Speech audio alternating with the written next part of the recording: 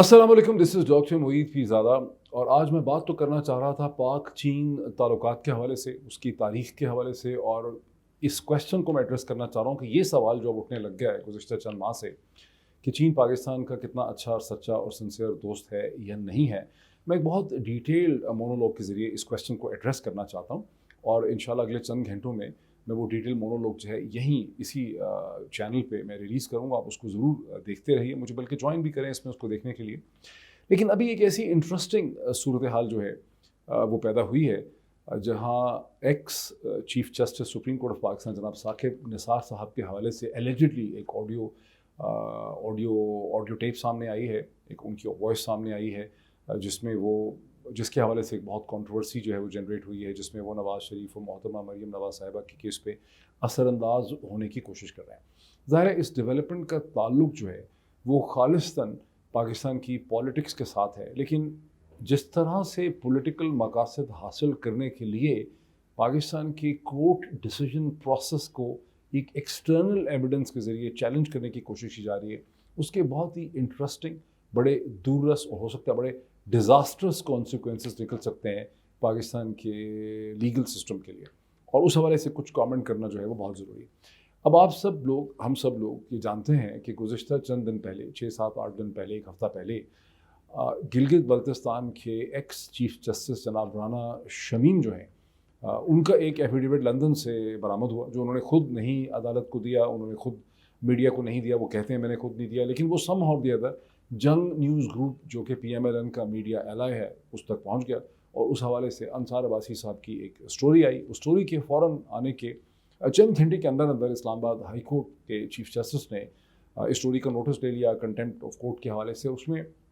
खासे लोग जुज़बुज़ हुए कि इस्लामाबाद हाई कोर्ट ने इतनी जल्दी इस हवाले से क्यों की है। मैंने इस हवाले से ट्वीट भी किया था, और भी बहुत से लोगों ने इस पर ताज्जुब का इजहार किया है।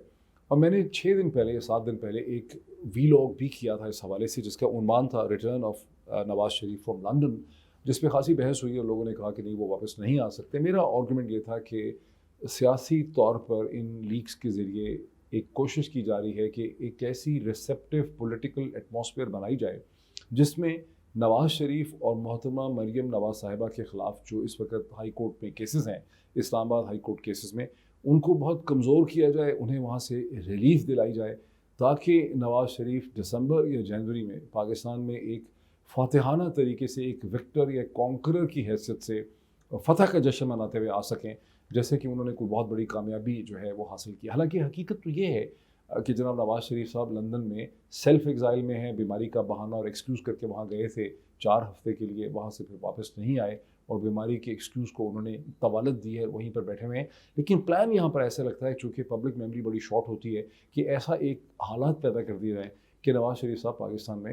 एक विक्टर की हैसियत से, एक फ़ातह की हैसियत से, जैसे कोई जर्नैल या बादशाह फ़तह करके कोई चीज़ आता है और उनको लाहौर में वो लैंड करें और बहुत फ़ातिहाना उनका इस्तकबाल हो। जैसे कि मोहतरमा बेनज़ीर भुट्टो जो हैं, वो 1986 में, वो भी सेल्फ एग्ज़ाइल में थी, उनको भी किसी ने फ़ोर्स नहीं किया था एग्ज़ाइल में, लेकिन वो बहुत फ़ातिहाना तरीके से पाकिस्तान आई थी। 2007 में ख़ुद नवाज़ शरीफ साहब इसी तरह से वापस आए थे, बेनज़ीर भुट्टो फिर दोबारा 2007 में वापस आई थी। तो हर दफ़ा पाकिस्तान में मीडिया की मदद से एक ऐसा तासुर दिया जाता है जैसे एक लीडर को किसी बादशाह ने या डिक्टेटर ने, किसी फ़ॉरेन ताकत ने निकाला हुआ था। जैसे इमाम खुमैनी हैं, जो एक फ़ोर्स एग्ज़ाइल में रहते थे पेरिस में, और फिर जब वो वापस आए तो उनका इनकलाब ईरान ने, इनकलाबियों ने बहुत फ़ातिहाना उनका इस्तकबाल किया। तो इस किस्म का एक इम्प्रेशन जो है वो क्रिएट करने की कोशिश की जा रही है, ताकि पाकिस्तान की पॉलिटिक्स जो है उसको धक्का लगे और वो एक डिफरेंट डायरेक्शन में चली जाए। ये तो एक बैकग्राउंड और कॉन्टेक्स्ट है। लेकिन जब एफिडेविट आया जनाब राना शमीम साहब का लंदन से, जिसका नोटिस इस्लामाबाद हाई कोर्ट ने ले लिया,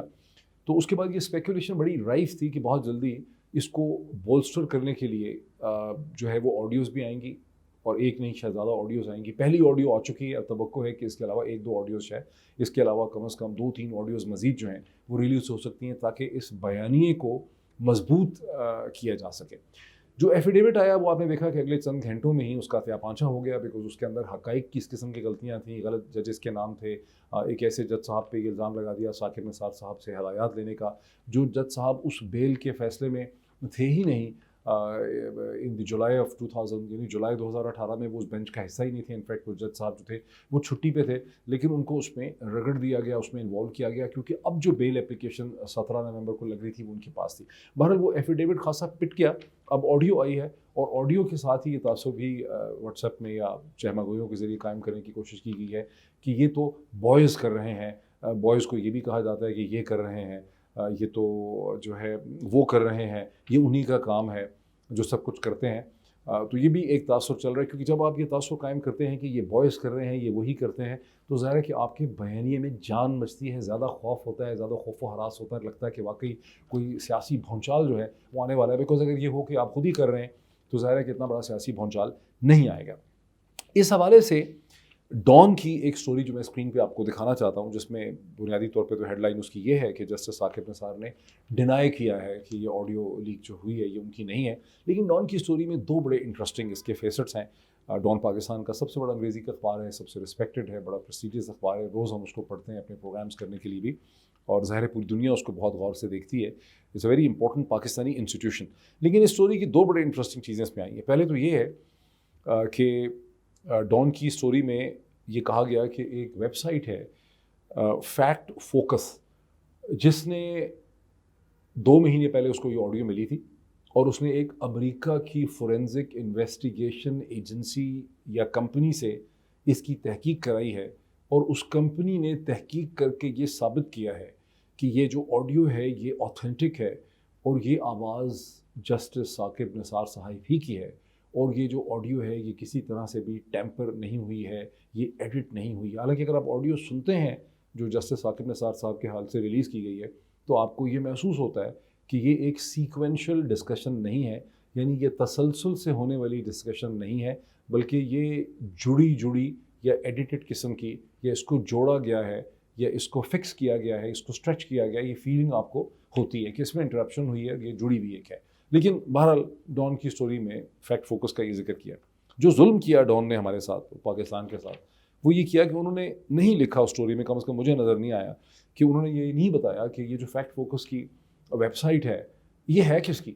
अगर डॉन अखबार ये लिखते था कि फैक्ट फोकस एक पाकिस्तान के प्रोमिनेंट सहाफ़ी जर्नलिस्ट जिनका ताल्लुक जंग न्यूज़ ग्रुप से है, और अहमद नूरानी साहब जो हैं ये फैक्ट फोकस को रन करते हैं, और अहमद नूरानी साहब अमेरिका में सेल्फ एग्जाइल में हैं। अब अगर सिर्फ डॉन यही कह देता कि ये फैक्ट फोकस जो है ये अहमद नूरानी साहब की है, जो एक रिस्पेक्टेड पाकिस्तानी जर्नलिस्ट हैं जो जंग न्यूज़ में काम करते हैं, तो कम से कम ये जो तासुर जो है लोगों के जहन में है कि ये कर रहे हैं और ये तो बॉयज़ कर रहे हैं, ये पिंडी कर रहा है वगैरह वगैरह, ये तो कम से कम बिल्कुल ही क्लियर हो जाता। बिकॉज अहमद नूरानी पाकिस्तानी इस्टेब्लिशमेंट से जितनी मोहब्बत करते हैं और उन तमाम लोगों से जितनी मोहब्बत करते हैं जो पाकिस्तानी इस्टेब्लिशमेंट के साथ खड़े होते हैं, या पाकिस्तानी इस्टेब्लिशमेंट का बयानिया एक्सप्लेन करने की कोशिश करते हैं, या पाकिस्तानी रियासत का बयानिया एक्सप्लेन करने की कोशिश करते हैं जिसमें ये नाचीज़ बदनसीब भी है, तो उन सब लोगों से अहमद नूरानी साहब जो है वो शदीद मोहब्बत करते हैं। उस मोहब्बत का इजहार जो है वो पब्लिकली भी करते रहते हैं, पहले अपने ट्वीट्स में भी करते थे। तो सारी दुनिया को पता चल जाता कि ये जो अभी ऑडियो लीक आई है साकिब निसार साहब की, इसका ताल्लुक कम से कम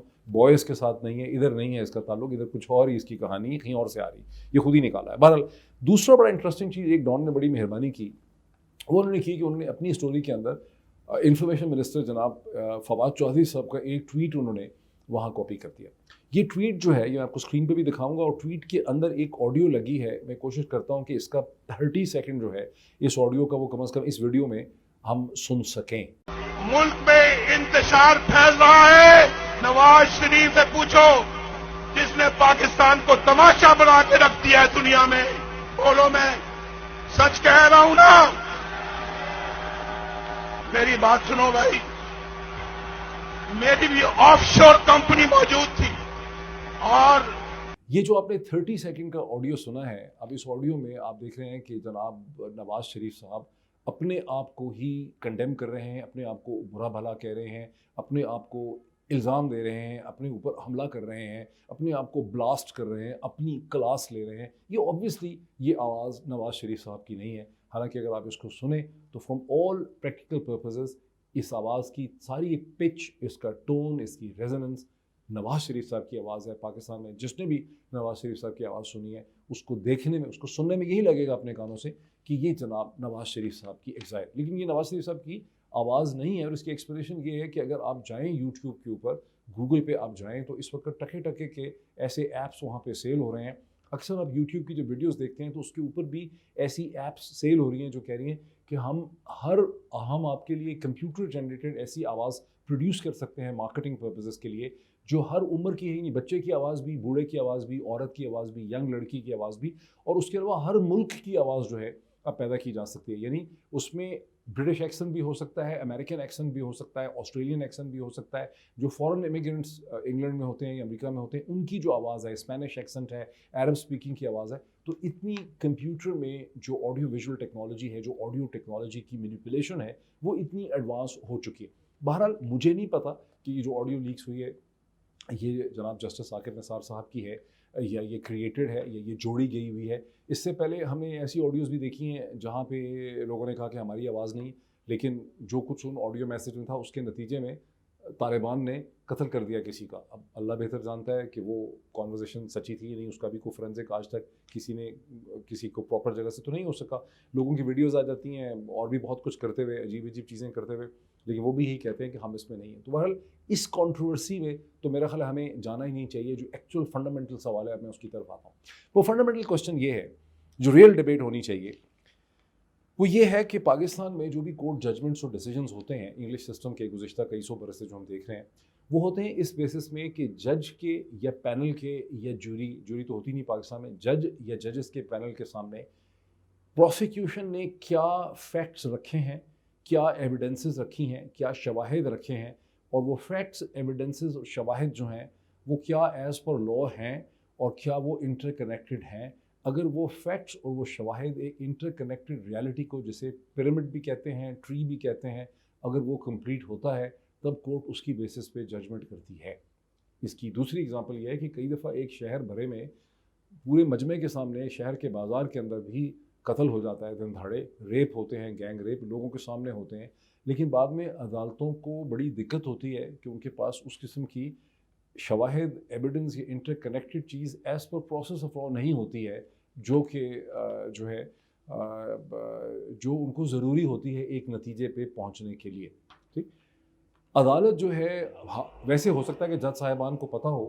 कि ये कत्ल जो है ये इसी ने किया है, ये करप्शन इसी ने की है, ये गबन इसी ने किया है, लेकिन फ़ैसला अदालत जो है उस हवाले से नहीं कर सकती, बिकॉज अदालत को तो फ़ैसला करना है उसके सामने जो एविडेंस है, इंटरकनेक्टेड फैक्ट्स हैं, वो आपस में कनेक्ट होते हैं कि नहीं। यहाँ पे बहस ये होनी चाहिए कि मोहतरमा मरियम नवाज़ साहिबा की और नवाज़ शरीफ साहब के केस में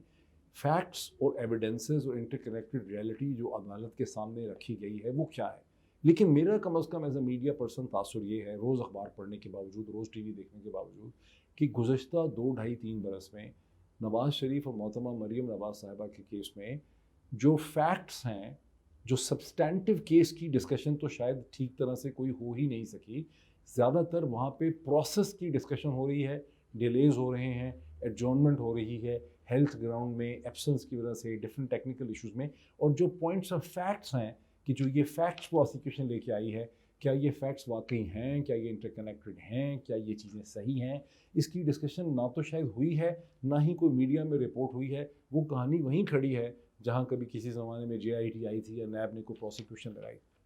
तो ये पाकिस्तान के लॉ की वैसे भी एक वीकनेस है। अब जो हम कोशिश देख रहे हैं, यानी जज अरशद मलिक मरहूम के ऊपर जिस किस्म की वो जो वीडियोज़ रिलीज़ हुई थी, और उसके बाद अब ये जो जस्टिस साकिब निसार साहब के हवाले से एक एफिडेविट पहले आ गया और अब जो ऑडियो आई है, इसमें कोशिश ये की जा रही है कि आप एक्सट्रीनियस एक्सटर्नल एविडेंसेस प्रोड्यूस करें,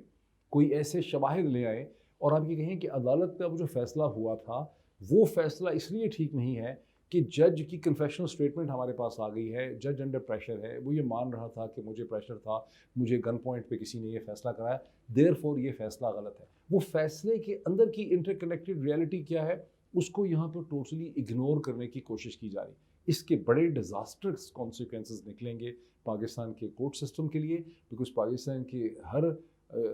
हर डिस्ट्रिक्ट के अंदर एक डिस्ट्रिक्ट के सेशन कोर्ट है या अदालतें हैं, और वहाँ रोज़ शाम को यही डिस्कशन होती है कि जज साहब ने जो पैसे लिए हैं वो वकील इस सफाई से, ये जो डिफेंडेंट का वकील था उससे पैसे लेके किए हैं, या जज साहब को फ़ोन आ गया था, या जज साहब का ज़ाती ताल्लुक़ था। अगर इस एक्सट्रीनियस इल्ज़ाम को वो हकीकत दे दी जाएगी जो देने की कोशिश की जा रही है, तो पूरा का पूरा लीगल सिस्टम जो है, क्रिमिनल जस्टिस सिस्टम पहले ही बहुत कमज़ोर है माशाल्लाह, वो बिल्कुल ही धड़ाम करके ठप करके नीचे बैठ जाएगा। But anyway, this is what my comments was about this new controversy allegedly जो साकिब निसार साहब की ऑडियो के हवाले से। वेट करें मेरे उस डिटेल्ड कमेंट का, जो मोनोलॉग का, जो मैंने पाक चाइना ताल्लुकात और इस हवाले से कि चीन पाकिस्तान का सच्चा दोस्त है और ये सवाल क्यों उठ रहा है कि सच्चा नहीं है, क्या फ्रस्ट्रेशन इस वक्त है पाकिस्तान में, वो जो मेरा वीलॉग है, मोनोलॉग है, उसका वेट कीजिए for the next few hours. Thank you so much.